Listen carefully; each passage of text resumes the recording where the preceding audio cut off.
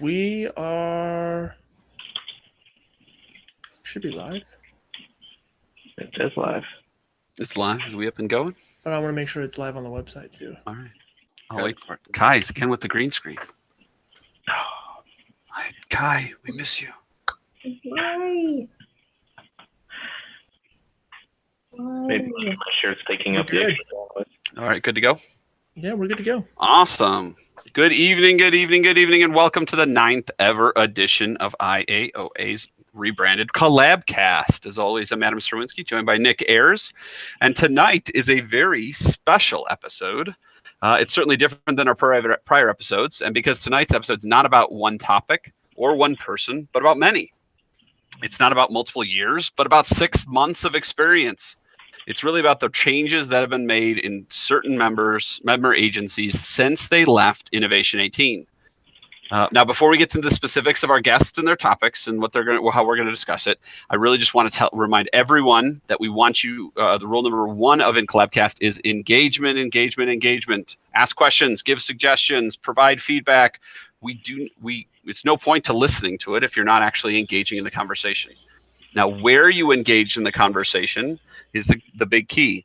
Go to the event on our IAOA Facebook page. Post in there. We promise. Don't text Nick or Facebook me. We won't get to those questions. The questions and comments that we're going to respond to are going to be on the event posted in the Facebook page. Now, back to the podcast. We have 4 agents, all of whom attended Innovation 18, and they volunteered to share their experience and takeaways from the event with all of you. And with borders, so in order from east to west, because we all know the further east you are, the cooler you are. We have Steve Holly out of Virginia, one of the first IAOA members and very first Collabcast guests. Two-time Collabcast. That's right. Yes. It's been second time around. We also have down in Alabama, Kai Smith. And then from the center of the continental United States, we have Holden Smith. I don't think he's of any relation to Kai, but we'll see.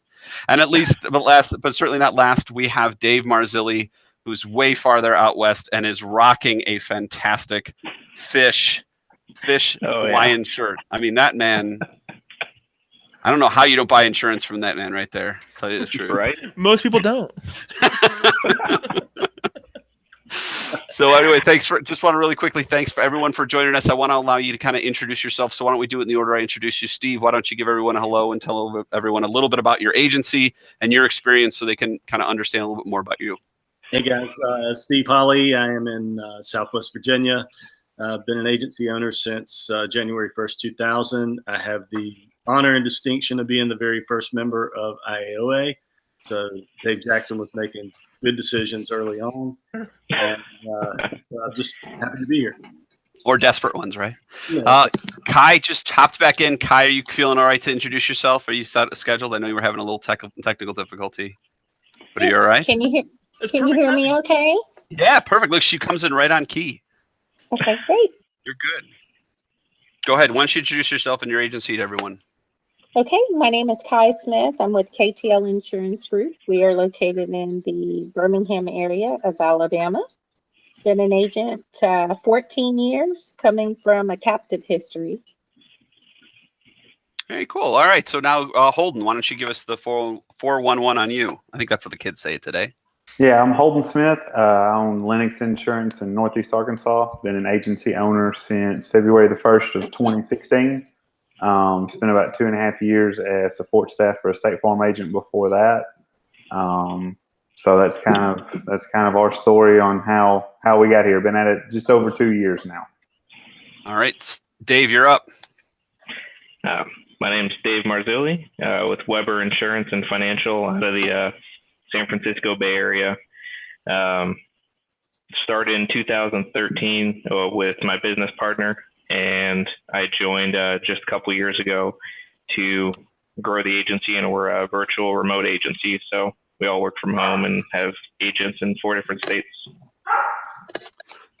So Dave, just so we're clear, this is your formal attire for work we're rocking today, right? It is. Hawaiian shirts is about half my closet, and pretty much pajama shorts a week. Oh, that's fantastic. Nick, I've talked enough. Why don't you start us all off with the conversation piece?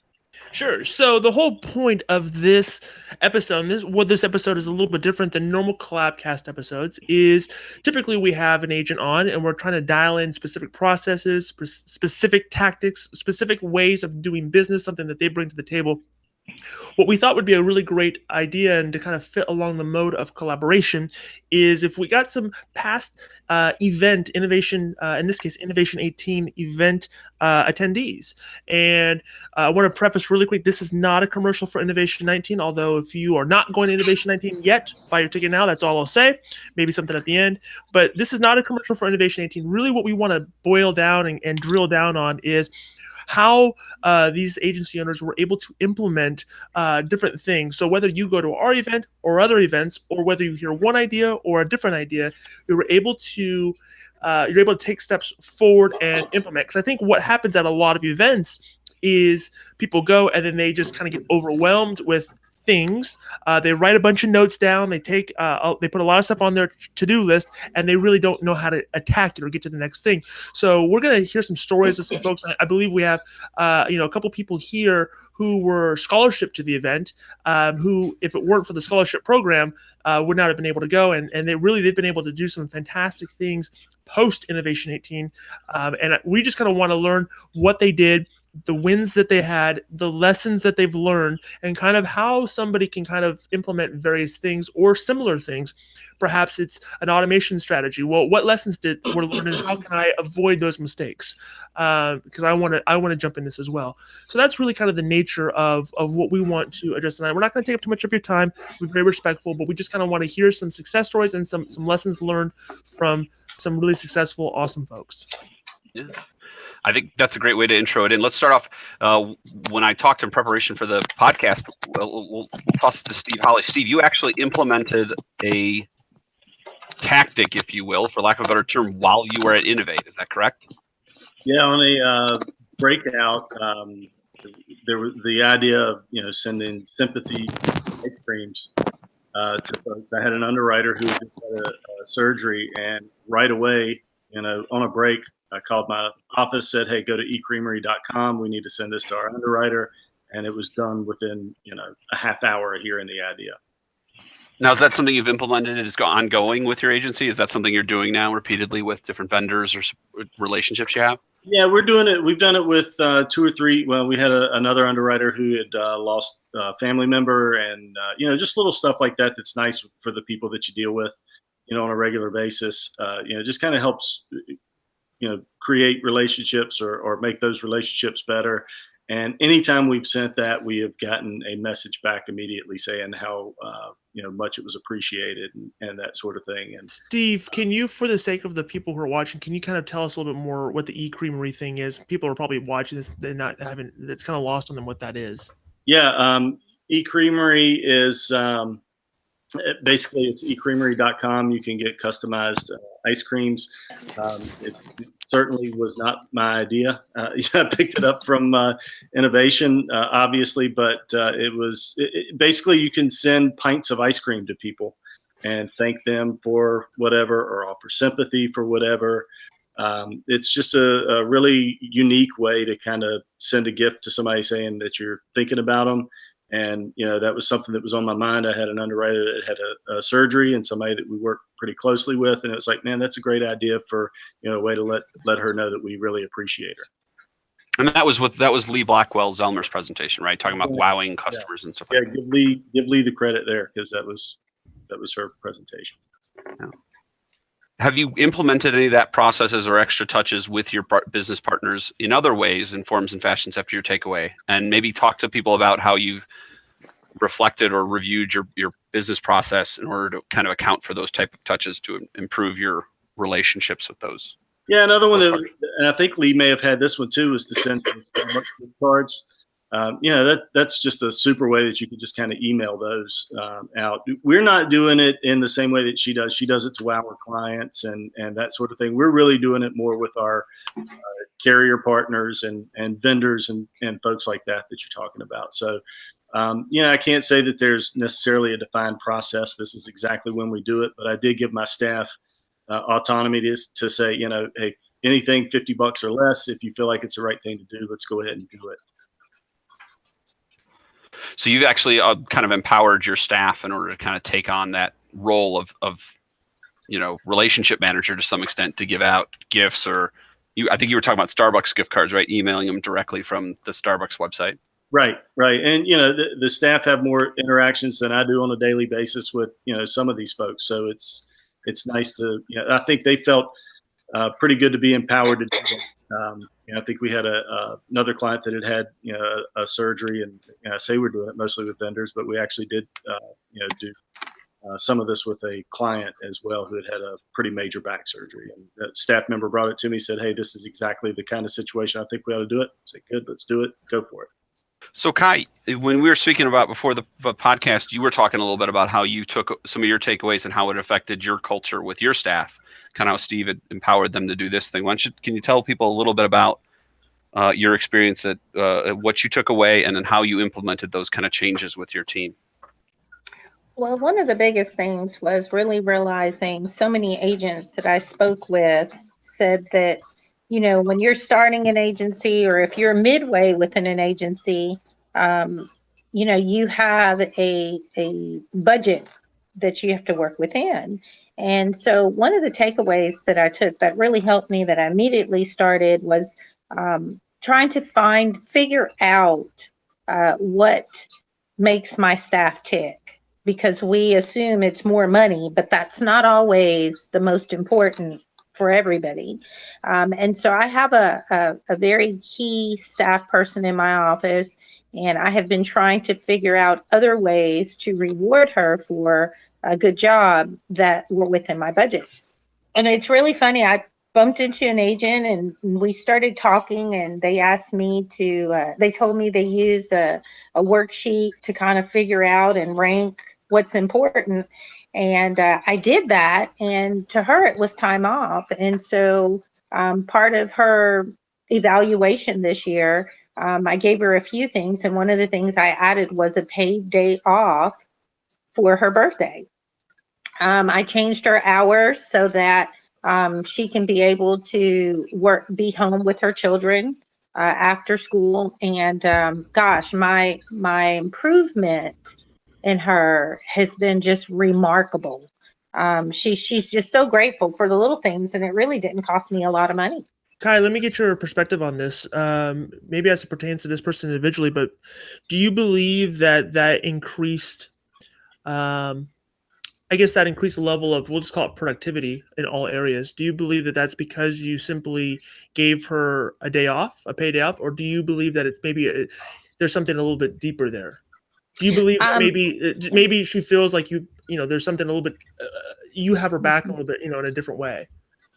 Yeah, I think I definitely think she knows there's something deeper. The fact that I went through the process of going through trying to figure out what was important to her showed her that I cared. To care about her, to care about her family. I even took it a step further, and I had given her a spa day. And those weren't, and it was lovely because I sent her to one of my insureds. So I got a double whammy there, and reward points. But I think more importantly, it was that I'm in tune with what she wants from her employer and what makes her happy to get up and come to work every day. I think that is more of what she sensed from me than any pay raise really could achieve. Right. Wow, that's pretty cool. Now I'm trying to skip around and get different people's opinions. Dave, when we spoke beforehand, you talked too about changing a little bit how your business does things in order to kind of maximize rewards for your employees. Can you tell people out there about a little bit about what how that changed your agency, or what takeaway you had that modified your agency to make you more profitable? Yeah. So after the first day of the conference of innovation, honestly, both my business partner and I were kind of pissed off because we were looking at what everybody else was able to achieve with their agencies and actually work on the agency, and realized we didn't have that kind of time. And so we, sitting around a fire pit, that after the first night, we started talking to other agency owners and found out the thing we were lacking was the processes, and having that structure within our agency of basically who was ranking and who took what jobs and who had the authority to handle what tasks. And so one of the things we changed immediately, that actually the second day we were at the conference, was we called one of our producers and made him sales manager. And so that whenever any of the producers had questions, they had to come to him. If it needed to be escalated to my business partner, Grant, on sales, it went to him. So you bring up. I'm sorry, I thought you were done there, Dave. I apologize. No, but you bring up a really good point, and I think you hit on something that I think it's lost with a lot of people. It doesn't really sink in. But you mentioned something in the very beginning part of this. After the first night, you were pissed because you saw what everybody else was doing, and I think one of the traps that we all get into, and it's just the nature of the beast in our group. And then also at our events, I think what trips a lot of people up from taking steps forward is they kind of start to compare themselves to everybody else. They'll compare themselves to a Steve Hawley in Virginia who's got, systems and processes down to a T, and they look at themselves and they go, man, I don't have that type of stuff going on.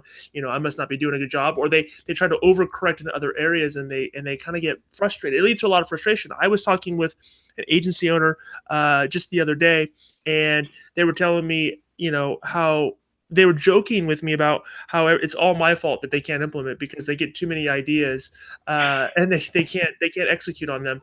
And that's a trap we fall in. We see all these shiny objects at events, we hear amazing speakers and what they're doing, and we start to compare ourselves to them, and that's really just it's to our detriment, I think. But you're saying that's where you were at and you were able to kind of get out of that.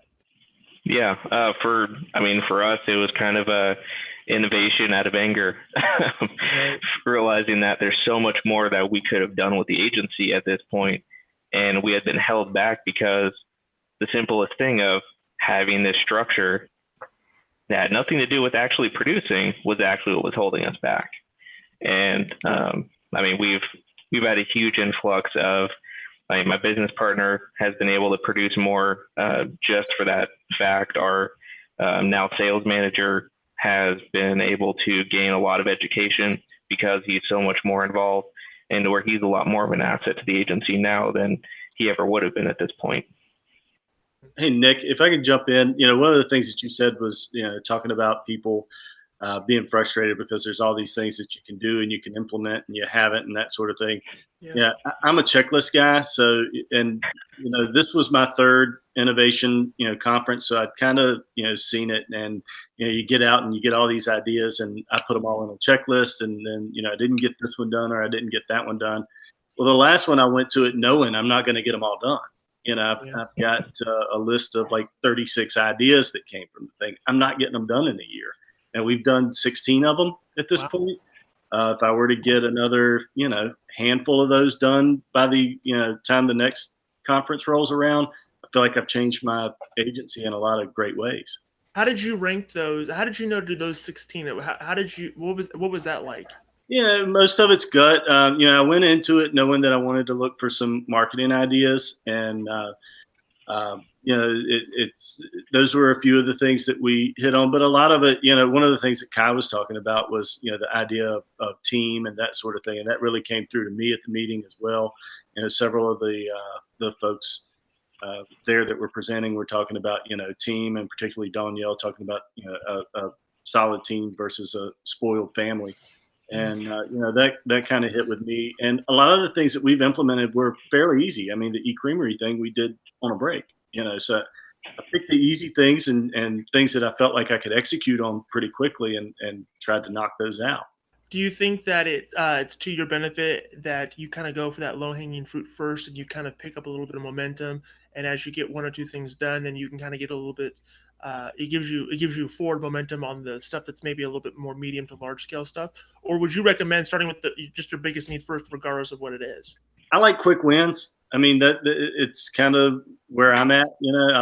I think you've got to mix it in. Of course, there's certain things that are bigger, longer term things. But I think if you're not seeing success, right away, at least for me, it's harder to kind of stay motivated. So I like being able to get quick wins. And what kind of shirt you got on?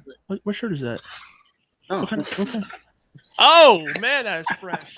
Oh, that's circa 2017, by the way. Orlando, yeah. Anyways, it's OG. Hey, I kind of want to get a different perspective, Steve. I think it's really valuable. You've had 3 under your belt, so you've kind of seen it a little bit. But Holden, this was your first go round, right? So when you came in, talk a little bit about what happened to you, or your experience just in conferences, the conference, or other conferences as well, in general. With the kind of drinking through a fire hose experience. Yeah, like honestly, I didn't make it as long as Dave did without being pissed off. Like I texted my wife before lunch on the first day and was like, man, I don't belong here. Like I shouldn't have taken the ticket. Like this was a terrible idea. Like they wasted a scholarship, because it was just one of those things. Like this stuff started coming, and it started coming so fast, and there was so much information, and it was so far beyond kind of what we were doing. But then it was one of those things where it's like, all right, you're here for a couple days, sit down, breathe, take notes, like understand where you are. Like you're the guy here who has less than $1 million book of business. You've been open less than 2 years. Like breathe in, breathe out. Like you're not going to be Jeff Roy tomorrow. Like dude's killing it. You're not going to be there. Like you're not going to be there tomorrow. Like it's not going to happen. And one of the things that we had done, or that I had done on the front end, once I found out I was going, and we got the mobile app, where everything's at, and sat down. I actually sat down with, I've got 2 producers that really, like, they're the 2 key components of my office. Like, they pay my bills. There's no denying that from my end. And said, hey, what do you guys want me to bring back? Like, I know what I want to bring back. I know what of these topics are important to me. But what do you want me to bring back to you? So we were on board as a team about innovation before I ever got on an airplane. Like I had a list from them of go learn this, go find this guy and talk to him, go find somebody that is awesome at this and go figure it out. Like, and that's sort of what we did. Like we made it all about the team. And like, once I got overwhelmed, like it was it was the team and my wife that were like, man, just suck it up. Like you're not there. Like it's okay that you're not these people. Like you didn't leave home these people. You're not coming home these people. Like you're there to steal, copy, and tweak. Like that's what you're there for. Like stop trying to reinvent the wheel and figure out how it's going to work in Paragould. Steal it, copy it, and tweak it, and bring it back so we can use it.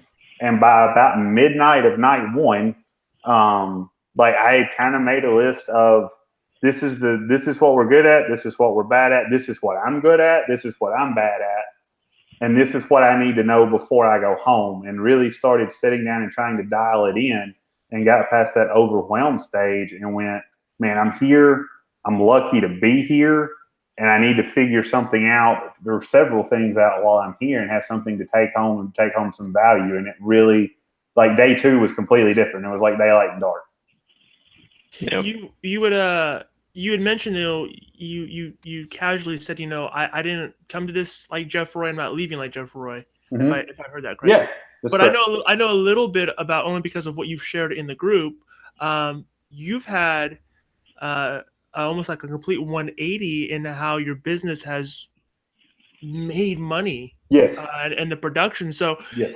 You guys kind of put the pedal to the metal, and yep. You guys have gone just bonanza and gangbusters with production and sales, yep. and all that as a result. Is that fair? Yeah, that's correct. I would say the biggest things that we took away that made some of that stuff work is, one thing that I learned about me is I'm not a producer. Like, and that sounds odd for the guy who started the Scratch agency to go, I'm not a producer. I'm not a producer.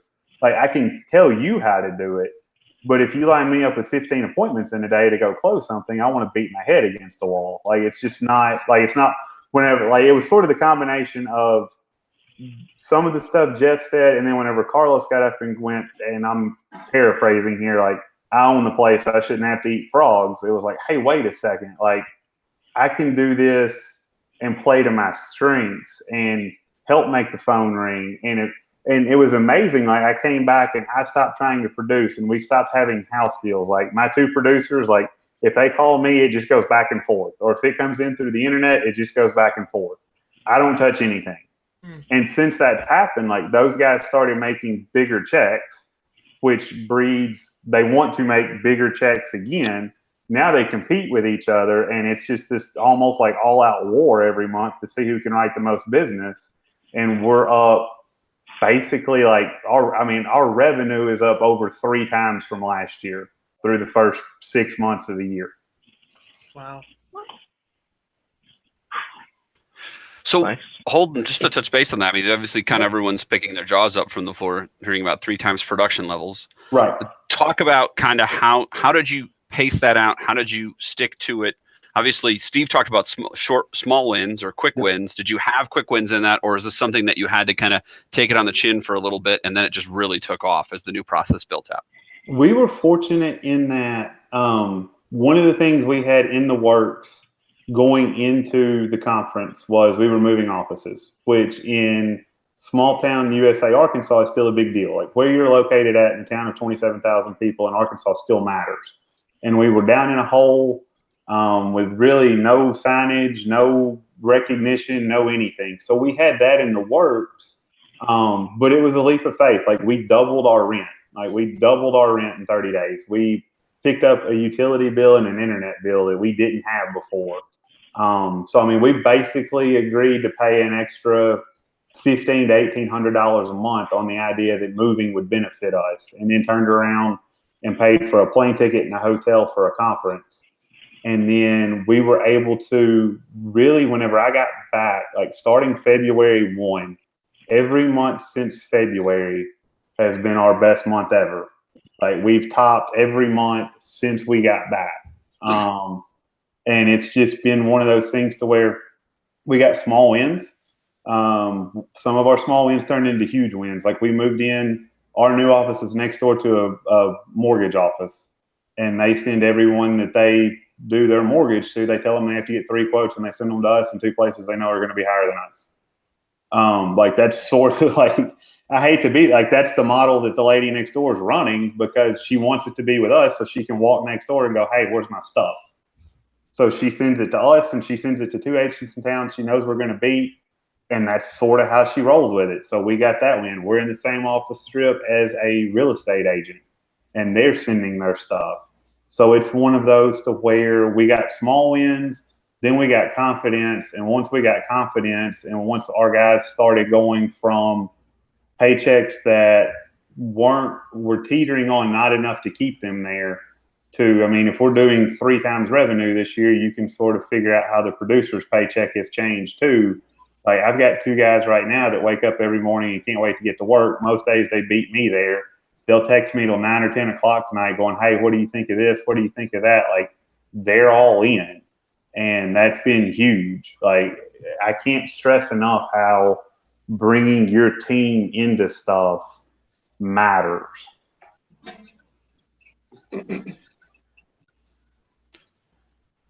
So, I lost. So it seems like there's been a pretty rapid change there in Holden's office. Let me throw this one out to everyone. I mean, have all of you seen improvements in your bottom line through some of the changes you've been implementing? Not like I said, through innovation, maybe from ideas from IAOA. And let me share some of those things that have actually added black to your account book, right? Like the ones that have kept you moving in the right direction, and maybe share those and how you implemented them, so that we can have an idea again of small changes, quick wins. Steve, if you have to use Steve's term, ways to maybe chase down Holden and maybe hopefully get a whiff of that 3x production numbers. Or not. I'll jump in. I've got one producer who was fairly new in the business. He's a year with me, and I think he had 2 years with State Farm prior to coming to me. And one of the things that he struggled with is he was kind of a younger guy. He was trying to do commercial insurance. He was walking into commercial accounts that he was calling on, and he looked like a younger guy. One of the tips that I had picked up at the conference was, you're going to attract who you look and sound like. And so we had a conversation. As soon as I came back again, it's a small win, but he was out calling on, commercial accounts that he was going to ask for several $1,000s from, and a golf shirt. Well, a golf shirt's not bad, and neither is a Hawaiian shirt, Dave. But when you're calling on certain types of accounts, you need to step up the professionalism, and it was a fairly quick change for him. And, right away, as soon as he, kind of stepped up, his presentation and his personal appearance and that sort of thing, he gained more confidence going in and started closing some of those accounts. So, that definitely had an effect on our bottom line within, a couple of months of coming back. He had by far his best month ever with us. Nice. I guess I'll throw out one of my small wins or takeaways. Before the conference, we were really resistant to texting because of the E&O risk, and always trying to funnel clients to email or phone call as much as we could. And we realized, especially after talking to some other the owners and the presentations, is that go to the best communication for your prospect. Is the best way to keep them in contact and get policies closed. So we added texting to our easy links. Actually, while we were at the conference, our rep was there and we asked her to add it. And so then our email Monday morning when we got there and signed up, and within the first week we closed the policy with a prospect that we had been chasing for 3 months because we couldn't get him on the phone. And as soon as we texted him, within, I think, 3 texts, the policy was closed and he signed it. And it was all tracked in our management system, which we never thought would make that big of a deal. But I think last I checked, we were at over 1,800 texts just since the conference, back and forth to prospects. So that's been a very simple, easy win. That's actually closed quite a few policies just from adding it. You guys really oh, sorry, Kai, go ahead. Right, go ahead. I'm sorry. I would say my small win that I took away immediately. I too was like Steve, and I think I was pretty overwhelmed. I didn't know anything about the group and kind of found it a few weeks before. And I just saw all this talk about innovation, and I'm like, what is this? Coming from the captive world, you only know captive conferences. So I felt like, well, I'd been growing very fast and felt like I needed to get some education. So I just jumped into the conference, kind of had no clue, knew nobody, knew nothing, and was very overwhelmed as well. We talked about accountability a little bit. I brought a little book that I carry with me for my agency, so I can just keep writing and writing and always go back to revisit. And so I started writing things down. And the very first thing that I wrote that really struck me was the forms. And I thought, well, gosh, we use email, we use text, but we're inundated some days with just change requests all day long. And just different things that are coming in through the phone and that kind of thing. So I decided to look into that. And the very first thing that I created was a form for commercial, which was huge for us because when I came back from an online innovation. This is an online web form for those, correct? Yes, online web form. That's correct. When I came back from innovation, I lost one of my producers. I walked right into my office and one of my producers, I lost her. And so I was very stressed. I had to pick that desk back up, and she kind of handled our auto and some of our commercial book. And I thought, well, I'm just one person and I'm running a business and I'm overwhelmed. What am I going to do? So I created this online form, and auto insurance needed more attention. That's usually a much quicker buy decision that's made. And so to give myself some time when people would call and say, that I'd like to get a business quote or, I was referred to you, I said, great, to start our process, I'd shoot them the form. And it's amazing when you ask the customer to just fill something out, they're not in the rush that they were when they tried to tell you over the phone. It just doesn't happen that fast. So it bought me some time to be able to, they fill the form out, and I was able to go ahead and get their quotes prepared. And it was a much more efficient way for me to do it. And allowed me to spend more time on the more pressing clients that needed to get the auto insurance right then. So that was a small win, but it was a huge victory in that it saved me time. Now, have you used those? Have you? And Kai, I think I know the answer to this because from our conversation. But have you implemented those forms in any other way with your staff or even in other lines? Because I think we had talked about you actually use I it do. like an internal form as a E&O way, right? So can you talk a Yes. little bit about that? So I do. We use Easy Links and we do have the client center, but it's, again, customers, sometimes they just don't want that extra step. They have to go in. So we also created a change request form. So we have several forms. If someone wants to change their address or if someone wants to change their auto, add, delete a vehicle. So we created a lot of internal forms. So when the customer would call and say that I need to add a driver and delete a driver, we would text the link to our online web form. They go in and complete it. And the program that we use, it records it so we can save it into their Easy Links file. We had a much better response from customers doing that than doing it through the client center portal.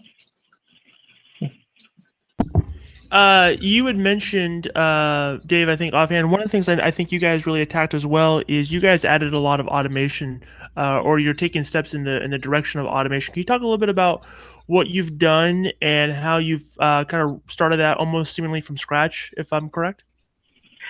Yeah. That was the one takeaway going into the conference that I really wanted to learn about, and we hadn't had any of it. I didn't know too much about it. And, just learning from the conference and what was possible with some of the presentations kind of stirred me to get at it. And so same thing the week after the conference, signed up for ActiveCampaign, started building a quote follow-up automation to where it's just like a 6-week lookout of reminders for quotes that are out there if they haven't responded. Then went into a welcome to the agency automation, and then a referrals and review requests.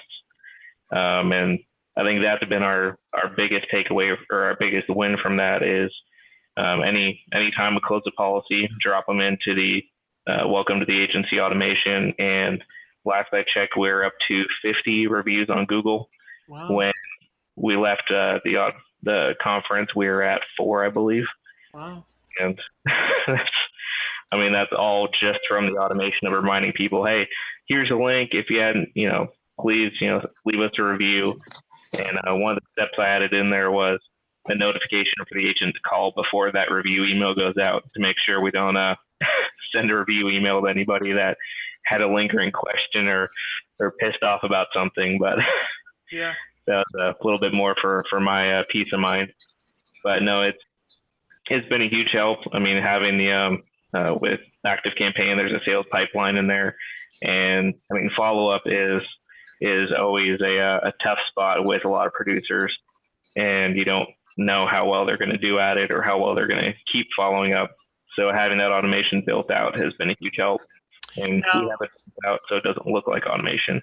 One thing I want to kind of get your guys' feedback on is, Holden, you mentioned something when you were talking about before you went to the event, you had a sit down with your team and you kind of went over things, and your mindset was already kind of in a different mode, right? And I think if I had to guess, and you can correct me if you think I'm wrong, if I had to guess, your mindset going into the event was really kind of what has led to probably a lot of your ability to absorb and adapt things that you took from the event and then later implemented. Can you talk a little bit about why that mindset or that attitude going forward? Like, how important is that preparation before you go? Maybe Steve, you can hit on this too, having some experience with this.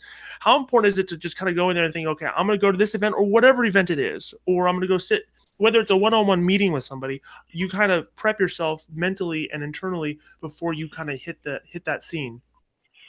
Man, I would say you've got to take advantage of the opportunities. Like, you don't get a lot of chances to sit in a room with this many people that care about your industry. You don't get that many chances to sit in a room with that many people that care about your industry and actually care if you succeed. and are interested in if you learn anything and are genuinely interested in learning things from you. Because I think that, like, to me, that's the neat thing about all of this stuff is, like, if you take my entire office and put it together, we have less experience than Steve does by himself. But there's Well, I mean, that's Just not 'cause fair. he I mean, Steve is like 100 years old. I mean, Yeah, Right. what's the deal? and I mean that as a compliment. Like that's not a way. it's one of those things to where we need people like that, because if you put us together, we collectively still don't know what we're doing. Like we're still so new and so green, and we're learning and trying. And one of the things that we did that made it work was that mindset before we went in made it to where we also had the ability to come back from the conference and fail. Like, we tried welcome kits and it was a massive dud. Like, whether it's a massive dud because it's my fault, whether it's a massive dud because it's sales fault, customer service's fault, whatever, it was a dud. Like, I sat there and thought, like, man, this is the greatest idea ever. Like, why doesn't everyone do this? We're so stupid. And 6 weeks after I got home, I was like, oh my gosh, I spent all this money and we still suck at this. Like, and it's been completely abandoned. Like, it was one of those things that's just gone completely out the window. We'll get back to it later. But it was one of those, like, we're going to try for low hanging fruit. I thought welcome kits were low hanging fruit, and I was wrong. So we moved on to the next piece of low hanging fruit and just kept going. And it was because we had the mindset of, go get several things and bring them back, and let's see what happens with them. Steve, you got anything to add to that? I know you're probably on your rotary phone. Yeah, I'm not that old yet. But one of the things I think, we've talked about a lot of the speakers and a lot of the ideas and that sort of thing that come from the conference. I would say that I probably get more from the relationships like after the conference at this point. I mean, my calendar now, it seems like there's at least one call a week with somebody from IAOA. And, maybe I'm helping them, maybe they're helping me, but it's like, the real collaboration of the group is really seen more offline and outside of events, at least from my perspective. I know I've got, several dozen people that if I needed to reach out to them tomorrow and say, hey, could you help me with this? They do it. I was, actually sending messages with Gary Paulson last night, who is, totally other side of the country. Washington. Yeah, a guy that I don't, we don't see each other a lot. We don't communicate a lot, but I can send him a message and say, hey, I'm having an issue with this. And, right away he's on it. So, really the relationships that you build outside, for me, that's where you get the most value. All right, so we got a question from the Facebook page, and I just want to highlight again, if you're out here listening, get on the Facebook event page. If you have questions or comments or things that you wanted to discuss with amongst the group, awesome. But Raina Thomas is asking Kai about what form program you're using in implementing those form procedures. I actually, so I decided, I know there's a lot of different companies that do that. There's a lot of software out there. There were several recommendations given during the innovation, but I chose to work within what I already knew, and I use G Suite for my office. So I'm using Google Forms is what I use, because I use G Suite and it automatically saves it into the cloud when they answer as a second backup to what we put into EasyLink. And I can attest I use Google Forms as well in a Forms database. And Kai and I actually had an hour-and-a-half long meeting about that after IAOA in implementing. So yes, I can vouch for G Forms as well. Now Holden kind of took a little bit of my steam out, because I wanted to know, because people do go up and we do fail in things we try to implement. You gave up obviously your welcome kit, so I want another mistake you made. I want to kind of go around the room and see if anybody could just give a highlight of like something you tried, implemented, failed, and maybe if you could see the trigger of what made you decide, hey, I'm going to give this up. If there was something that you could identify, so that when we're chasing things down the rabbit hole, we could say, hey, it might be worth giving up this race as we're trying to implement new ideas, even ones we've heard tonight. Don't all answer at once. I'll go first since I'm already on the board as a failure. Yeah. I'll go again. And I don't know that I would call this a failure at this point. It's just something that we've had to hit the pause button on. Like I think what Nick and Preston and guys like David Watson, like guys that have done the tribe or stuff like that, what they do with Facebook leads is amazing. And I've actually spent a decent chunk of money on courses for that stuff. And right now, with the way we're staffed and with what we're bringing in, like we don't have time to work more leads. Like as weird as that sounds, like until we can get more staff people, we can't be busier. Like that's not where we're at. Like I had 2 guys sitting in my office with me tonight at 6:15 because they couldn't go home at 5 because we had too much stuff to do. Like it was a deal where they were both on the phone at 5 and quotes were still coming in. Like if our phones didn't shut off and go to voicemail at 5 o'clock, we'd still be there. So I don't know that I'd call it a failure, but I would call it something we definitely hit the pause button on. On the welcome kits, whenever the thing to me that finally was like, this isn't working was whenever I went up there and went, hey, are we sending these out? And they went, what are the welcome kits? And I was like, oh, my, like the things we ordered the giant yellow envelopes for and all the crap to go in them. And they went, oh, you meant every time. And I was like, uh-huh. So how many have we mailed? Like, I don't know, 4? I was like, never mind. Just don't worry about it. Like, we'll get to it later. Just don't worry about it. So that was whenever it was time to pull the plug, whenever I asked, and nobody had a clue what we were talking about. Well, it sounds like a good problem to have, though, is if you're too busy to follow up on leads, Holden. So I like the humble brag factor you got dropping there on the second mistake. Take your wins and losses where you can get them. That's right. No, that's awesome. All right, who wants next? So I'll go next. Go get it, Kai. Okay. So it's funny you bring that up because I actually today went to lunch with someone I met at IAOA. I think we were like the only 2 Alabama agents there. Greg Wilkes. And yep, Greg Wilkes. And dude. so we went to lunch and we were actually on this topic. We were talking about that. And for me, I got so excited and I'm a previous techie. So I had all this technology in my head that I was just going to run with. And I realized I started doing the video proposals and they work very well. But my market and how I generate my prospects, it just wasn't a good fit because many times I'm talking to a lender, not necessarily a client. And where we are located, it's deep south. So it's more of, I don't want to look on the computer. How far are you from my house? I'm just going to run on by when I head up to the store. It's still that kind of a community. And so for us, it just wasn't a good fit for our marketing strategy. And I think too, that kind of happened because, Dave he touched on it. You asked earlier about our growth. For us, we were growing exponentially already. It was our systems and processes that we were going to quickly break down if we didn't get that together. And a lot of that has to do with our market that we are in front of. So I had to realize very quick with Fishbowl, this is great. I can do a proposal, I can put it out there, but my market's not coming to me through those same avenues. So it was just more of a, kind of like Holden said, a pause until I'm looking towards a more direct market. Gotcha. Nice. Steve or Dave, who wants it now? I'll jump in. And as a matter of fact, I probably need to follow up with Dave.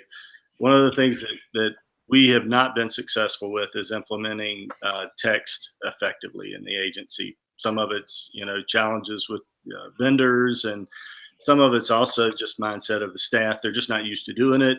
Whenever they do it, it's like, oh yeah, that worked great, but then they don't do it again. So, that might be something I might follow up with you offline, Dave, and see if you can help me with that. Yeah, definitely. I guess I'll go then with my fail. I'm going to add to the welcome kit failure club. I say we just blame Brandon Smith for this whole thing. Yeah. Now, I He mean, just made it sound so easy. Right? Brandon, if you're watching this, thanks, bro. Thanks for helping these guys fail. Wah, wah, wah. Yeah, we asked for free money for it, and people just didn't write us a check like we thought they would. No, I mean, really, it came down to we realized we were putting so much time into trying to design it and pick different, little foam airplanes that could be branded for the agency or things like that to put in there, and realized we spent way too much time on that and neglecting the actual working. That we're going to basically put a pin on it until fall to when we have a little bit more time to focus on it. And just with everything else that we're already implementing, it just was taking too much time. And I'm trying to think what the other failure was. I mean, one of the other things that we had a lot of people talk about was networking with other realtors and restoration companies and things like that. And we had some good relationships, but we haven't been able to turn those into partnerships like a lot of the other agents had mentioned at Innovation. So that's one of the things that it's a constant source of try and get better. And now that I failed at Facebook advertising, I was terrible at that. It looks so easy after when I saw everybody doing it. Try to follow everybody, try to join whatever groups I could for free, and just crashed and burned. And so now, just about a little over a month ago, finally realized I need the education, and piggybacked off of Nick and joined a course to start learning. And the very first thing in the course, I realized half the stuff that I was doing completely wrong, and it was because I didn't have the right education for it. Well, I'm not going to ask you guys to bury yourselves and not put one out there, but I'll throw it out there. I left Innovation in January saying I was going to hire somebody, and still haven't. And so just haven't pulled the trigger and been thinking about it and growing on it. So I can admit that is a failure that I've had, because I saw Grant's proposal. I'm like, that's great. I can make somebody feel fantastic about being told no on a job. And then I didn't even kind of make the announcement. So fail for me, trying to follow the footsteps of the tall, gangly Grant, and couldn't necessarily get it done. How about you, Nick? What are you screwed up? Huh? Bro, if I told you the stuff that we've screwed up on, the thing is people always want to hear about the sexy stuff, and people always hear the sexy stuff because nobody really wants to talk about or hear the failures. But we've messed up on more things than we've ever had success with. And trying to think back to the conference, I'm in a kind of a unique position, so I see everybody's content like months ahead of time. And so it's kind of a weird situation for me. I'm kind of like working with it. I'm going back and forth. I know what all the speakers are going to say and talk about before they even, I know their punchlines to their jokes because I see their notes. It's just kind of a different situation. But for us, I mean, I'll piggyback. We haven't been able to execute as well on our welcome kits to the degree that I want to execute on them. And I think we're going to kind of tweak our strategy. It's not anything that we're going to abandon, but I think I'm going to kind of evolve the strategy a little bit to kind of fit our business model. That's the thing about these events. Like, we hear ideas, but our goal and our job as listeners and as attendees, as people who are implementing, is how do I form and fashion this for my business, for my audience, for me? And, I talk a lot about certain things, but the things that I do might not necessarily work for Holden, and vice versa, or for Kai or Steve or whatever. And so it's trying to figure out how to not just rob and duplicate, but it's how do I tweak this to where it's going to fit with what my agency vision is. And I think that's kind of been a struggle for us, is I try to implement certain things and it just doesn't fit the vision of what I kind of want it to be. So we're all there, but there's more failures than wins for sure. And that's kind of why things like this are valuable. Is I think people need to hear and understand that losses and lessons are normal, and it's a part of the overall success. And if we all just won all the time, it's not realistic or practical. So that's kind of where we've been. Yeah. So, and I know Steve kind of hopped in, and I do want to get back, because one of our things we wanted to identify tonight was how people can kind of stay on track, right? Not leave and get conference amnesia and forget everything that they just learned about. Steve mentioned checklist and see if you have more things that you've used to kind of get yourself back on track. Please share. But I want to get an idea from each of you. What do you use, or what did you go back to, or did you have something that you, and Kai, so, you showed your red book, but did you have something that would always kind of bring you back to center? You may revert back a little bit for a week or so or a day or so doing it how you've always done it, but how did you bring yourself back to this is what's going to make me better and allow you to follow up on your goals?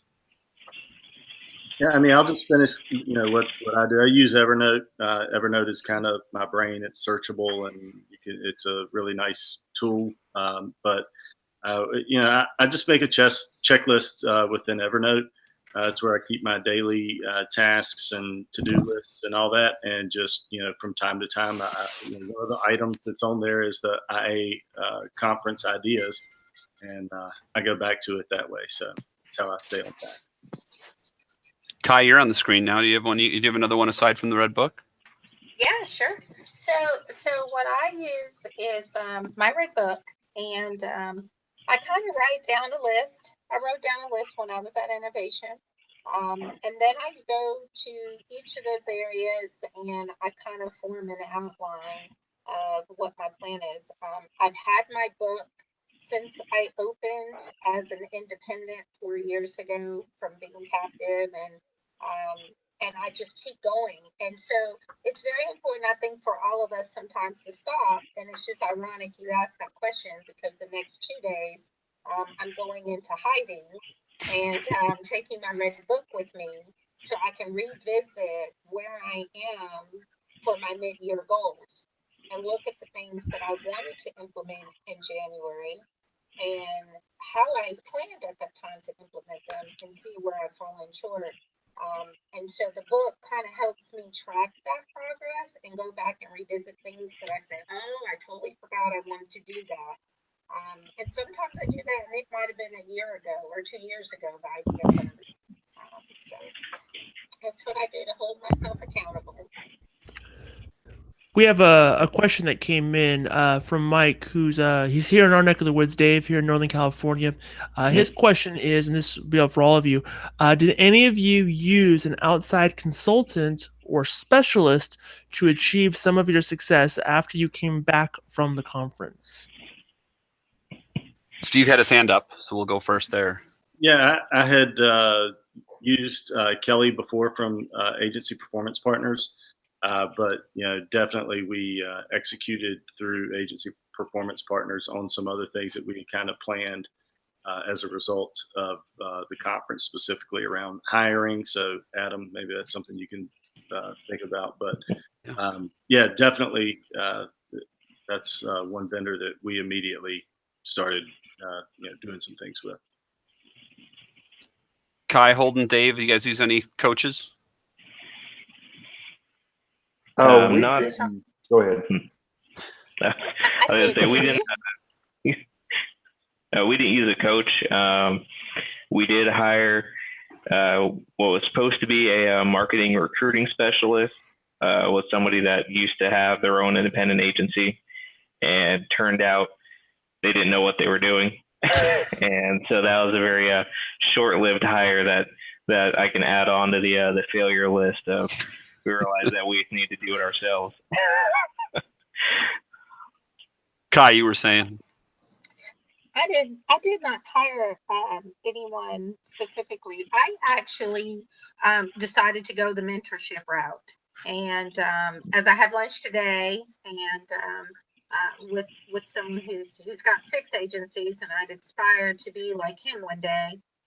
But I also chose to have a reverse mentor, and there was a young lady that I met that actually came to IAOA on a scholarship. To Innovation 18 on a scholarship, and her and I became very close, and we talked, and she gives me so much life. And after being an agent for so many years, I've kind of become a little stale in my ideas, and I don't always recognize that. But having someone that's new and fresh in the business and brings that excitement, I always glean something from her, and she's quick to tell me about some things that maybe I'm not on the right track. So I decided to not really go through the coaching professional evaluation option. I just chose to align myself with people that I felt I could either help or would give me, be a giver to me as well. And Holden, I'm not sure we got an answer from you on that. We didn't hire anybody, but one thing that I've done is try to make a conscious effort to, kind of like Steve said, develop relationships, and develop relationships with people that are in different stages of the business, and have lunch, have coffee, talk to them on the phone, text with them, whatever it is, and kind of get different perspectives. Because sometimes, like Kai said, you find yourself talking and you toss out this thing that you used to do, and it worked so well you quit doing it. It was like, that was the greatest idea I ever had. I have no idea why we don't do it anymore, but it was a great idea. And it's like that stuff comes right back. Like sometimes the best ideas you have is whenever you're talking and trying to help somebody else, because it's stuff you used to do that now you don't do anymore. And I think I think the relationship aspect of it's huge, whether it's you try and cultivate those with agents that have more experience, less experience, carrier partners. Like sometimes those guys have really good ideas about, hey, we're seeing agents who are doing this. That's how I got an IAOA, was a rep that went, hey man, like the guys that I work with that are killing it are in this group. Like you need to be in this group. And I think sometimes we discount our carrier reps. I think sometimes we discount agents that have less experience. I think sometimes young agents discount older agents. And it's like, man, they don't do, like, they're not, like, they don't use texting in their office, or they still have a file cabinet, like whatever. Like everybody does it different. There's something you can learn from everybody. And I think that's huge. You've got to cultivate those relationships. What do you guys do? What do you guys do to put checks and balances in place and accountability in place to kind of keep you guys on track with what you're bringing on board? I'll go first. The thing that we did that I think has really worked, because we talked about that mentality of it was the team effort before we ever got there. It was what the team wanted to learn. It was what the team wanted to do. So really for us, you've got 3 people that are all on board with the stuff we're trying to implement and the stuff we're trying to do. Like one of the things that we wanted to do early on, and this is sort of like I would say this falls in the failure category that we're working on getting fixed. So we'll chalk this one up to number 3, is we wanted to have at least a telephone appointment with every client before they renew this year. And we've gotten off track on that. And it wasn't me that finally pointed out, like, hey man, this crap's not getting done. It was one of the guys came to me and said, hey, this stuff that we talked about that we were going to do to make sure these renewals that we worked so hard to get, we actually get paid for, were these appointments, and it's not happening. So what are we going to do? And I think because I know Dave talked about they put a sales manager in, and I've created the agency manager role within my office since we've been back. Once you share some of that responsibility, and once you share some of that accountability, it's amazing. Your staff will hold you accountable. Your team will hold you accountable as much as you hold yourself accountable. But whenever you shut those guys out, or those girls out, like they'll shut down. Like if you force them out, they'll work their way out. But if you bring them in, more often than not, they'll step up and they'll do more for you. So that's how we've done it, is everybody's kind of on the same page about what we're trying to do. So there's all these different talking heads trying to make sure we're staying accountable. Who else has got accountability tactics? For me, as old school as it is, I've made a to-do list. Me and my business partner both, and we just quiz each other on it every couple of weeks, seeing where we're at with different things that we wanted to implement, and make sure that we're actually working on it and moving forward. As simple as it is. Yeah, I mean, for us, it's the whole, what gets measured gets done. So, we do the same thing Holden was talking about, with the calls for renewals and that sort of thing. Well, it's tracked weekly. We report on it weekly, and we talk, throughout the week. How many calls do we have left to do? Are we going to hit all of our calls this week? that sort of thing. So anything that you implement, if there's a way for you, I loved what Dave was talking about with the text. He knew how many texts they had used. It's like, okay, that you are effectively using that technology now. So, how about you, Kai? Anything you'd like to add? Pretty much everyone said it. Just kind of, let your staff know where your goals are. And I think, as agents, sometimes I guess the fellas say going down here, they say I got to take a couple of days and go in the woods. That's what they say in Alabama. Insurance agents, we need to take a few days and we need to go hide in a cave. And that's what I plan to do the next 2 days. I do it twice a year, and I just shut myself off from everything except for the computer. I pull my reports. I look at where my goals were. I pull my book out, and then I have a staff meeting when I go into work Monday. They know staff meeting's coming, and we kind of talk about where our ship is in the midway, and what we have to do to get where we're trying to go in December. Well, I just want to say thanks to everybody for coming out tonight. I think we're going to have to wrap it up. It's been about an hour since we've been chatting about this. I think everyone can walk away with a little nugget of things they can implement in their own office. But before we completely wrap it down, I do want to ask one more thing. We're just going to go down the line. And I know Nick was opened this up, didn't want to make it a shameless plug, but I do at least want to know, are each of you, and I'll call roll, going to Innovation 19? Steve? I'm considering it. You're considering. He's on the fence. Got it. Definitely going. Kai? Already paid for. All right. Holden? Absolutely. Dave? Already paid for. All right. So here's the thing. I did not prompt any one of you to say that. Like, honestly, I did not ask you. I don't want anyone putting thinking I'm stuffing the ballot box here. This is just legit spur of the moment question, correct? Yes. Correct. Yes. Yes. All right. Nick, why don't you take us out? Yeah, I plan on being there. I'm kind of thinking about it myself. No, You're only allowed to come, Nick, if you sing. That's you know what? no. I thought that was going to be his fail. It should have been. It should have been. The mobile app was my fail. No, I want to thank everybody for being on. Again, you guys came. Each person has kind of a different background, a different story, a different reason, how they kind of went through the eye of the needle on this from start to finish. And so I just want to thank everybody for jumping on here. I know you guys will be open to any questions that anybody else might have in the future for what you guys have done. And I just want to thank everybody who's watched this. I know we had some late viewers jump in and out of this, and so thank you guys for watching. We try to do Collabcast. We try to do it once a month as people's schedules permit. So this is our 10th episode. This will be live on the website immediately following the conclusion of this broadcast. For Adam Swinski, I'm Nicholas Ayers, IAOA, Hash Brown, Better Together. You guys have a fantastic night. Thank you so much. Thanks, guys.